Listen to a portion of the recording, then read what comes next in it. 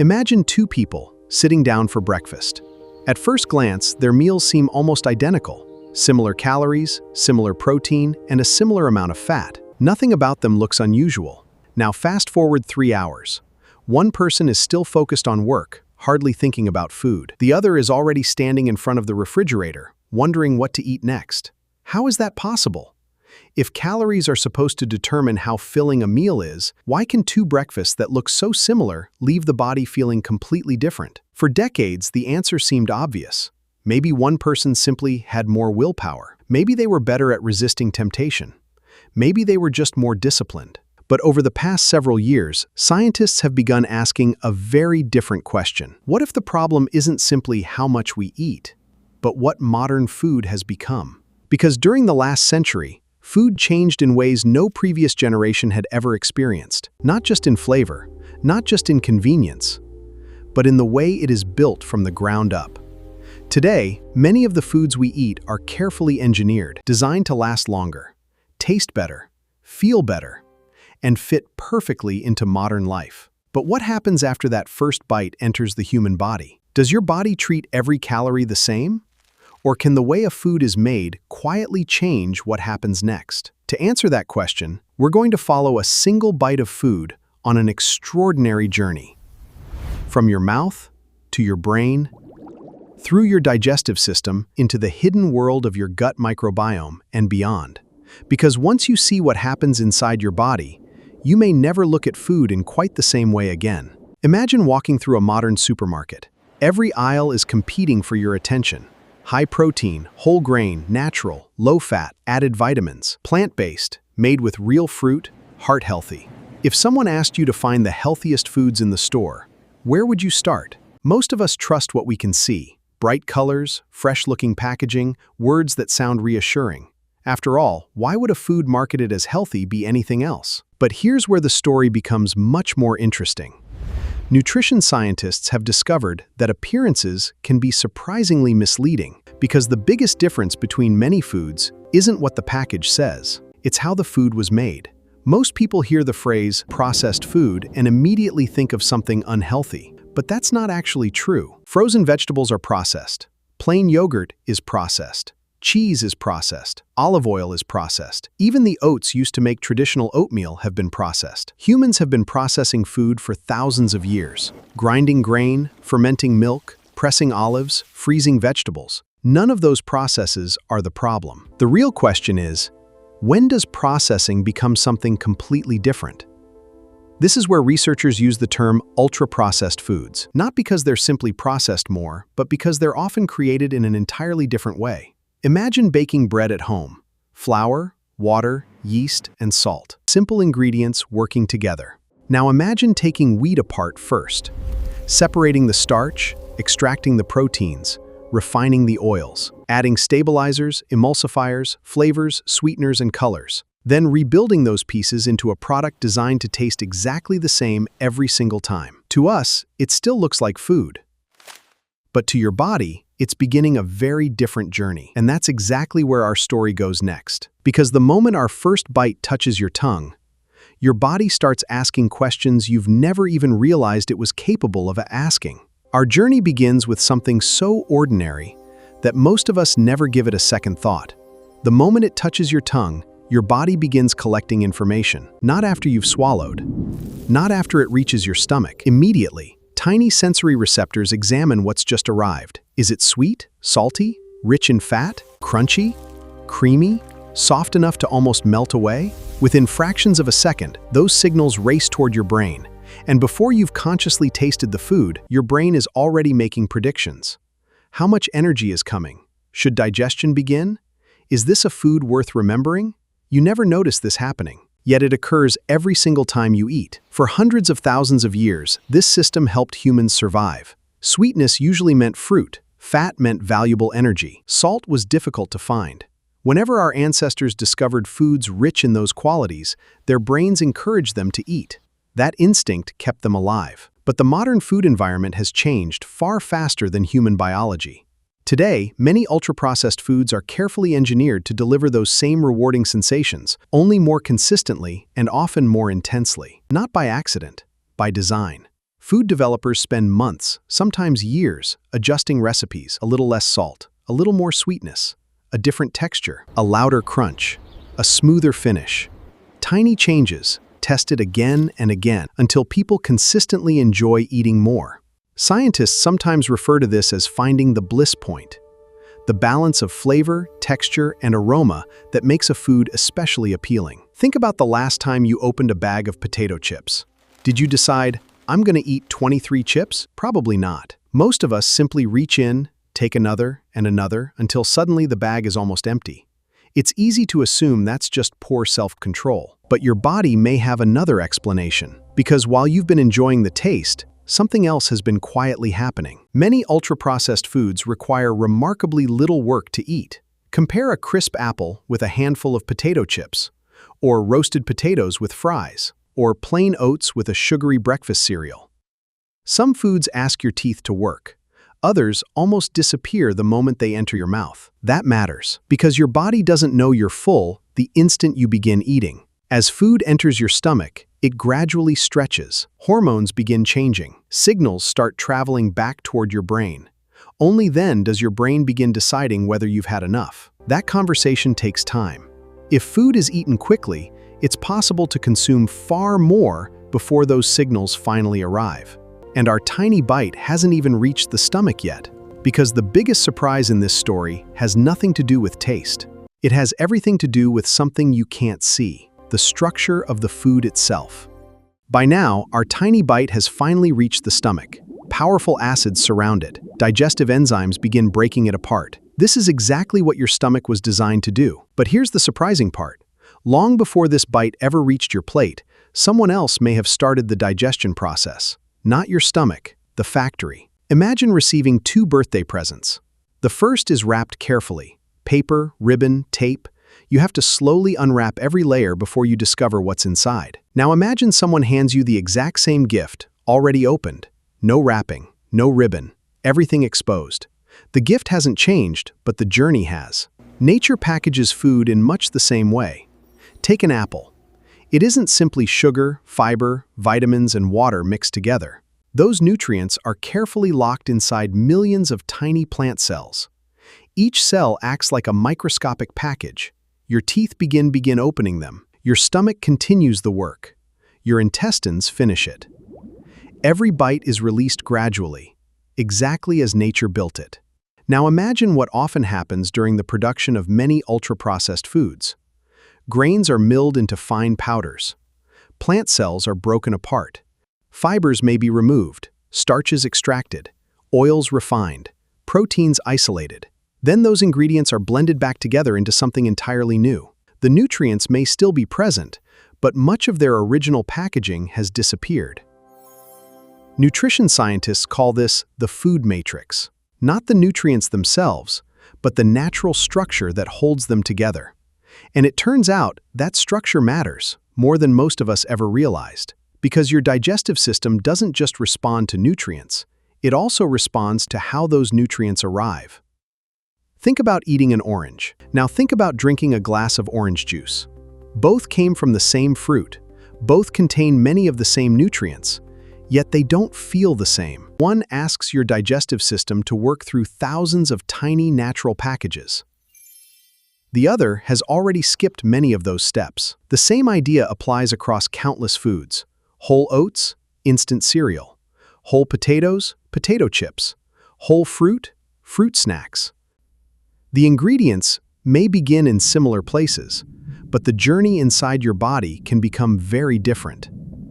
And that's important, because your digestive system isn't simply extracting nutrients. It's having a conversation with your hormones, with your brain, and with trillions of microscopic organisms waiting just beyond the stomach. Our bite is about to meet them. And this is where the story becomes far bigger than digestion alone. Our tiny bite has now left the stomach. If you could shrink down to the size of a single cell, you'd discover that your intestines are anything but empty. Stretching out before you is an extraordinary world, a living ecosystem home to trillions of microscopic organisms. Together, they're known as the gut microbiome. For decades, scientists thought these tiny organisms were simply passengers, helping us digest food before quiet going about their business. Now we know they're anything but passive. Imagine an enormous city that never sleeps. Some residents recycle waste. Some build essential materials. Some defend the city from unwanted visitors. Others send messages from one neighborhood to another. Every resident has a job. Your gut microbiome works in a surprisingly similar way. Different microbes thrive on different foods. Some flourish when meals are rich in vegetables, beans, fruit, whole grains, nuts, and seeds. As they break down the fibers your own body can't digest, they produce compounds that help nourish the cells lining your colon and support a healthy gut environment. It's a remarkable partnership. Your body feeds them, they help support you. But our tiny bite tells a different story. If meals are consistently low in fiber and high in highly refined ingredients, some microbial populations become less abundant. Others become more common. The ecosystem gradually shifts, not overnight, not because of one meal, but because of patterns repeated day after day. Think of a rainforest. The moment a single tree falls, the forest doesn't collapse, but if thousands disappear over many years, the entire ecosystem begins to change. Scientists believe something similar can happen inside the gut. The microbiome is remarkably resilient, but like every ecosystem, it responds to the environment around it, and every meal helps shape that environment. What makes this even more fascinating is that these microbes don't stay silent. They produce molecules. They interact with your immune system. They communicate through hormones and nerves. Some of their signals even reach the brain. In other words, our tiny bite is no longer feeding just one body. It's feeding an entire community living inside it. And just beyond that community lies one of the most important structures you've probably never thought about. A barrier so thin it's only a single layer of cells in many places. Yet every nutrient from every meal must pass through it. Before our journey can continue, our tiny bite has to cross that border. Our tiny bite has reached its next destination. Before any nutrient can become part of your body, it must pass through an extraordinary checkpoint. Imagine the security gate at an international airport. Every traveler is inspected. Some are allowed through, others are stopped. Your intestines work in a surprisingly similar way. Lining the inside of your digestive tract is an incredibly thin barrier. In many places, it's only a single layer of cells thick. Yet every vitamin, every mineral, every amino acid, every drop of water you absorb must cross this barrier before entering your bloodstream. It's one of the busiest border crossings on Earth, working every second of every day, quietly deciding what belongs inside your body and what should stay out. When everything is working well, it's a remarkable system. Nutrients pass through. Most bacteria remain safely inside the gut. Your immune system stays calm. The conversation between your gut and the rest of your body remains balanced. But scientists have become increasingly interested in a fascinating question. What helps keep this barrier healthy? One important answer appears to be the gut microbiome itself. As beneficial bacteria break down dietary fiber, they produce compounds that help nourish the cells lining the colon. In other words, the microbes aren't just living beside the barrier, they're helping support it. Researchers are also exploring another question. Could some ingredients commonly found in certain ultra-processed foods influence this gut environment over time? This is where it's important to separate what we know from what we're still learning. Some laboratory and animal studies suggest that certain emulsifiers may alter the gut environment in ways that affect this protective barrier. Human research is growing, but the picture is not yet complete. Scientists are actively studying these relationships. That's how science moves forward, one careful step at a time. What we can say with much greater confidence is that diets rich in a variety of whole plant foods tend to support a diverse gut microbiome. Our understanding of exactly how every ingredient affects this system continues to evolve. And that's okay, because biology is rarely simple. The human body isn't controlled by one food or one ingredient or one meal. It's shaped by patterns. Patterns repeated, breakfast after breakfast, day after day, year after year. Our tiny bite has now crossed the border. Its nutrients are entering the bloodstream. The journey inside the gut is over. But the story is only just beginning. Because once those nutrients begin traveling through your body, their influence extends far beyond digestion. They become part of an extraordinary network where the brain, the liver, the muscles, the immune system, and countless other organs are constantly communicating. Nothing works alone. Everything is connected. By now, our tiny bite has traveled a remarkable distance. From your mouth, through your stomach, past trillions of microbes, and across one of the most selective barriers in your body, its nutrients are now moving through your bloodstream. And suddenly, the story is no longer about digestion, it's about communication. Imagine an orchestra, dozens of musicians, different instruments, each playing a completely different part. On their own, the sounds would seem random, but together, they create music. Your body works in much the same way. Your brain doesn't work alone, neither does your liver, or your muscles, or your immune system. Every organ is constantly sending and receiving signals. Hormones carry messages through the bloodstream. Nerves transmit information in fractions of a second. Immune cells respond to changes throughout the body. Everything is connected, which is why nutrition scientists rarely ask, what does this food do to one organ? Instead, they ask, how does this eating pattern influence the body as a whole? Take blood sugar, for example. After a meal, carbohydrates are broken down into glucose. That glucose enters your bloodstream, where it's delivered to cells throughout the body. In response, your pancreas releases insulin, a hormone that helps move glucose from your blood into your cells, where it can be used for energy or stored for later. This happens every day, usually without you ever noticing. It's one of the most carefully regulated systems in human biology. But here's something fascinating. How quickly nutrients arrive can influence how hard that system has to work. Meals built around intact whole foods often release energy more gradually. Highly refined foods can be digested and absorbed more quickly. That doesn't mean one meal is dangerous, or that another meal is perfect. The body is remarkably resilient. What matters most is the pattern repeated over months and years. The same idea appears again and again throughout human biology. Sleep doesn't determine your health after one night. Exercise doesn't transform your body after one workout. And one meal rarely defines your future. Patterns do. Small choices, repeated consistently, shape the environment your body adapts to. That's why nutrition research focuses so heavily on long-term dietary habits rather than individual foods in isolation. And perhaps that's the biggest lesson from our journey. Health isn't built by a single breakfast, or lost because of a single dessert. It's the result of thousands of ordinary decisions, made quietly, day after day. Our tiny bite has completed its journey. But before we leave this story, there's one final surprise waiting for us.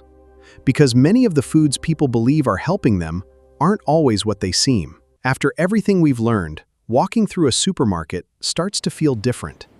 Not because the shelves have changed, because you have. You begin noticing something you probably never paid attention to before. The healthiest-looking package isn't always the least processed. A brightly colored cereal may promise whole grains, added vitamins, and extra fiber.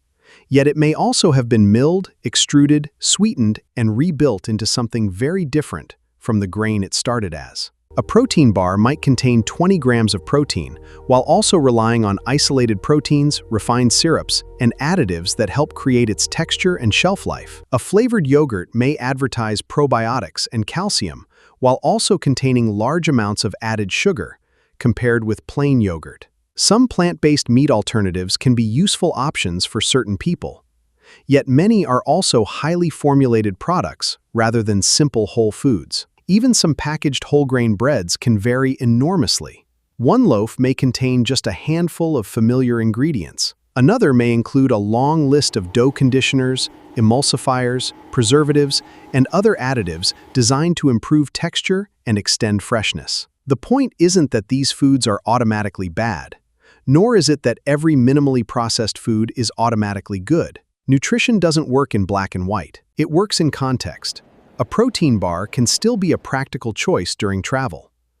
Frozen vegetables are often just as nutritious as fresh ones. Canned beans can make healthy meals easier. And occasionally enjoying a favorite snack doesn't erase an otherwise balanced diet. That's why the goal isn't perfection, it's awareness. Instead of asking, "Is this food healthy?" try asking a different question. How close is this food to the way it existed before it reached the factory? Sometimes, the answer is remarkably close. Other times, the original food is almost impossible to recognize.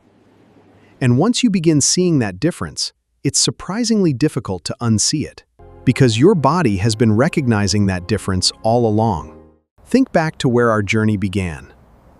2 breakfasts, 2 people, 2 very different mornings. At first, it seemed like a simple question. Why did one person stay satisfied while the other was already looking for another meal? The answer, it turns out, was never just calories. It wasn't simply carbohydrates, or fat, or protein. It was the journey.